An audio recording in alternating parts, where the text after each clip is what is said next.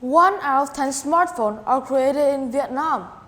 It's quite impressive to know that 4.3 billion people in the world right now are owning a smartphone. But is this a thing to be proud of?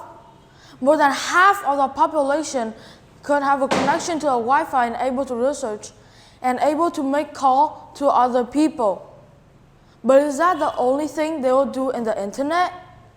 My mom took me to a restaurant for dinner once and I forgot my smartphone at home, which means I had to talk to my parent the whole time. But to my surprise, they wouldn't even talk to me or talk to each other like we used to. They were using their smartphone. Even if they did listen to me, I felt like they don't have my full attention or there.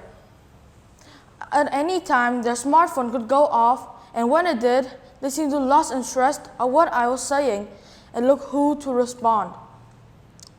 When I look around, I was very shocked to see that parent, adult, children, and even couple on date are showing each other video on YouTube rather than talking face to face to each other. Small children are operating smartphone bigger than their own face. Is this our reality now? You're going to get viral if you are invisible to the rest. Why is this happening? To understand well the problem, we need to take a good look at ourselves first. Our brain needs to be more precise. Our brain releases a particle called dopamine. Dopamine is a very important messenger in your brain that have many functions. It's involved in reward, motivation, memory, and attention. And it could even regulate our own body movement of that.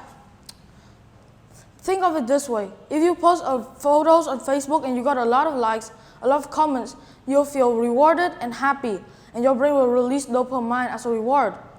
What happened when nobody liked your post? Nobody comment on what you like. What do you feel? What did your child feel? The truth is that there's no long-term study to make a very conclusive answer about this problem, but the vice president of Facebook are talking about against the social media. He said that short-term goal, dopamine-driven feedback loops we have created are destroying how society is supposed to work. Which means that everything we want is instant. Normally, dopamine is released when you exercise, get enough sleep, and mostly you achieve your goal. And children right now are making short-term goals such as posting a photo on Facebook and you got likes. If you don't do on Facebook or social media that often, the next danger is mobile games. Mobile games is a very easy way to set short-term goal because the goal can be like defeat an opponent or get up to another level. Two very quick ways to release dopamine. But what happened if it interferes your study time and your responsibility? You'd rather use your devices not with each other. And having 24/7 connection to a smartphone is also very unhealthy for you and for sleep. The problem starts when 71% of the people are sleeping with their smartphone, holding it, sleeping at it, or putting it in the nightstand. A lot of them like to use it at their alarm clock, so it makes sense that they want it within your arm reach.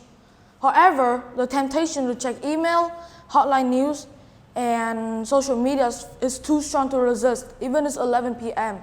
or might be even midnight. And as a result, you might feel energized for checking other people's posts at night, or you might feel stressed out for reading even though you're supposed to relax.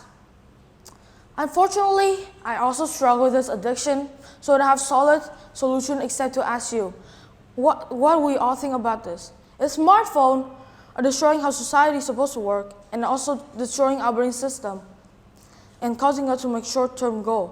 Is this such a good idea to have it with you all the time? To your children right now, especially the age of 11 and 12, since their brain is still developing, are affected the most. Maybe you should just go back in time where smartphone would just make calls and send texts. They might fight with you, scream or shout, but it will be best for the future. Okay, can I finish?